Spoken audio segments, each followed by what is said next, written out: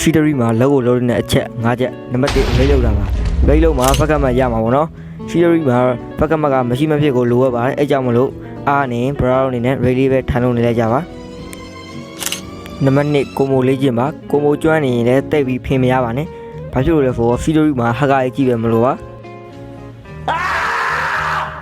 ကိုကကိုမိုဘလောက်ကျွမ်းဟာကောကိုတော့နိုင်မှာမဟုတ်ပါဘူးနံပါတ်3 Yamaha 4ယူတာပါ Yamaha 4ယူမယ်ဝင်ရင် Alive Fire 3ကိုကျော်တက်ပြီးရင် brown အနေနဲ့ easy ထိုင်ယူလို့ရပါပြီတကယ်လို့ Yamaha 4မယူတဲ့ဥဝင်ကျွန်တော်ရင်တော့တင်ထားတဲ့ဗီဒီယိုမှာတွားကြည့်လို့ရပါတယ်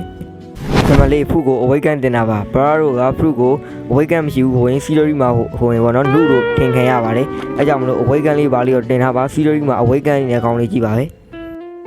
နံပါတ်5 level ကိုမအောင်ဖတ်မှာဘာဖြစ်လို့လဲဆိုတော့ level မတ်မှာ brown အနေနဲ့ block player ရွရပါတော့ level မတ်မှာအထင်ကြီးကြလို့ပါlevel မထင်ကြီးကြလို့ပါ block player ကြီးအထင်ကြီးရခံရင် level လေးပဲမတ်နေအောင်ဖတ်မှုအကြံပေးပါတယ်